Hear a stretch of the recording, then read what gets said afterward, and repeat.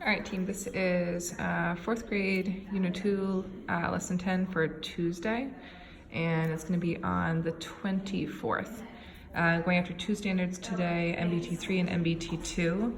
MBT 2 is a third grade standard, so please be cognizant of this. This is a review standard because you are staying, making sure that you're staying within 1,000 initially, and then utilizing the rounding skill to check the estimation of sums and differences. So we're going to go after skill TTED first. We estimate to make math easier to check reasonableness. Because of this, we estimate with story problems. We can always round numbers we are working with before we calculate. When rounding numbers with different numbers of digits, we round to the largest place value they have in common to best estimate. So while this is an adding and subtracting lesson, the crux of it is actually to make sure that we are developing the rounding skill from the day before.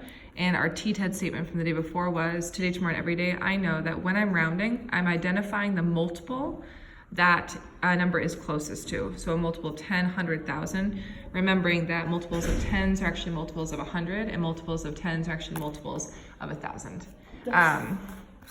Okay, fine. So then evidence of mastery will remain the same day over day with an additional caveat of making sure that scholars understand that first they round, then they add. And so the reason why this is a third grade standard is because the actual adding itself is so simplistic that they don't actually need to up it to the fourth grade standard. So I'm gonna model really quick. Obviously big problem, representation. There are really clear representations for problems like this because it's a word problem.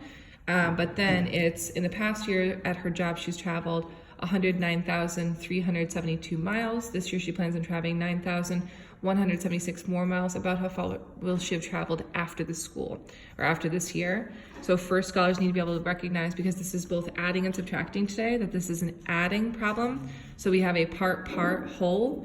And so representing as such, even though the skill you're going after is the rounding, we're looking for a total. We know two parts, one of them is quite large, and I'll do years for that, and then I'll do PY for previous years, and then 9,176 for current year, CY. You could do P and C instead if you wanted to just do simple. And then solving, we want kids to understand first we can round, then we can add. When they're rounding, they need to think what place value is the most appropriate place value to round to, because this only goes to the thousands and this goes to the 100,000s. I'm going to round in the thousands place here. Down here, this goes to the 10,000s, and then you're using previous information from over here. So you have to think first, if this is the 10,000s, do I need to round to the 10,000s, to the thousands, whatever I need to think through.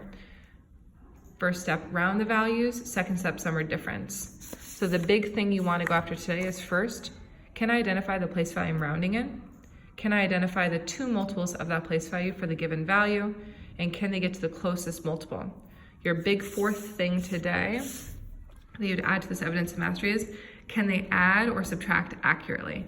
And that means that they recognize first and foremost if it's adding or subtracting, and proving how they know.